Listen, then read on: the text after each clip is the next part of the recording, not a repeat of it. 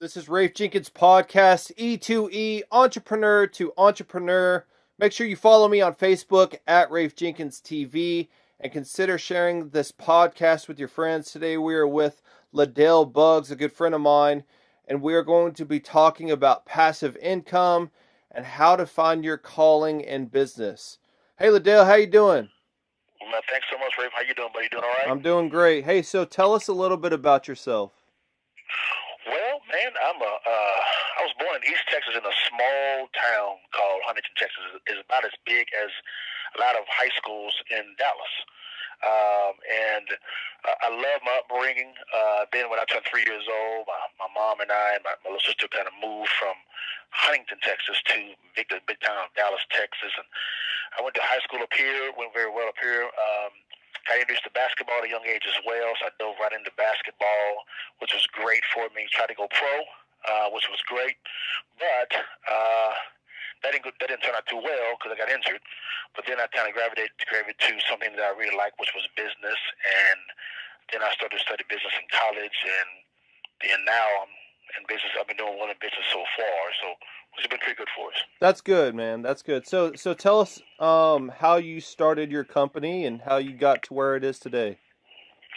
Well, when I was 17 years old, man, my father introduced me to, and my uncle as well, to something called passive income. And it was something that you do one time and get paid over and over and over again. And when I saw that, Rafe, man, I said, I want to do that versus trading time for money and going to work for a 9-to-5 job. And so Right. I began to kind of research different business models and structures that actually generated this income. And I stumbled onto real estate.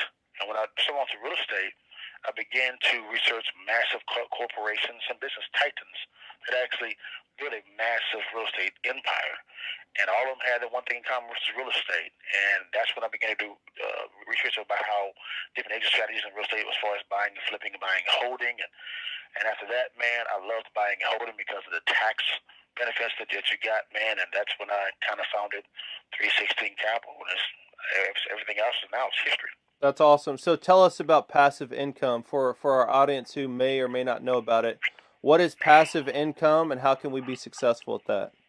Well, passive income is very powerful thing. Another word for it is cash flow. And passive income is something that you do one time, but you get paid residually over and over and over again, as long as the service is in place. And that's a very powerful thing because then you get to maximize your time, take back your time, because you're generating a ongoing cash flow on a monthly basis. And how people can actually kind of grab hold of that is to research different business models that generate that income. I think that's more beneficial, Rafe, than trading time for money, because then you kind of get behind the eight ball and you kind of always in hustle mode. But once you actually kind of get into the cash flow range, you can still be in hustle mode, but you begin to take your time back, which is good. Right, right.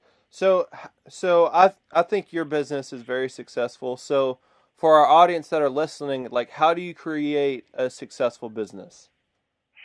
But number one, how you kind of really do that is I was listening to a guy by the name of Ty Lopez, love him to death, Yeah, I love him. and he was talking about how to go from $0 to $1 billion. And he used examples of Jet.com and Groupon. The number one thing that I kind of do initially is I research companies that have had massive success and how long it took them to get to that time frame to success. And the one thing about it is, number one, the CEOs have strong personalities. They're very decisive and they seek wise counsel, mentorship to be able to build a massive business. And they're very particular on who they use to mentor them, which is very good. Number two is then they create their idea to be a contagious idea. It kind of lends itself. It's shareable. It can become viral. That when it becomes viral, it then becomes historic. Then because people begin to remember you because of the contagious idea.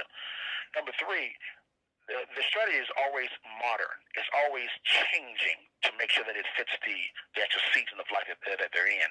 For instance, PayPal is not a bank, but it's a payment structure, payment system. Uber owns no cars at all, but they're a car service. So the strategy is always modern. And number four, the components of success, they actually change. They're always updating their components to make sure that they stay competitive and always growing up. And lastly, they kind of change the marketing game a little bit here.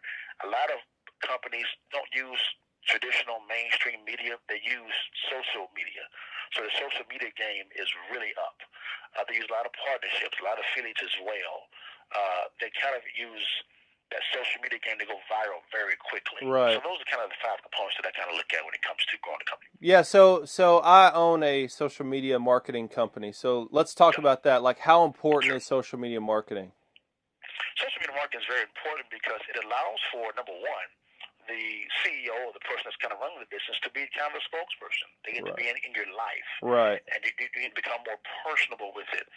And you get to kind of disciple your audience on your service, how it can make their lives better, and how they can get involved with you also. Yeah. So it kind of takes that filter of mainstream media out of it, and it really gives the CEO, the business owner, the flexibility to be in their client's face at all times. Yeah, super important. Super important. I agree.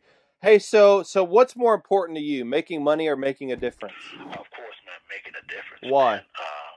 Well, making a difference, man, is so important. I think Jesus said this here: whoever wants to be first must be last, to be the servant of everyone else. So when I look at that statement, that kind of allows my mind to think, okay, if I'm going to make a difference, I have to serve other people. How can I make their lives better? Zig Ziglar said, you can have everything in life that you want if you will just help others get what they want. Again, those are 2 life-changing statements there.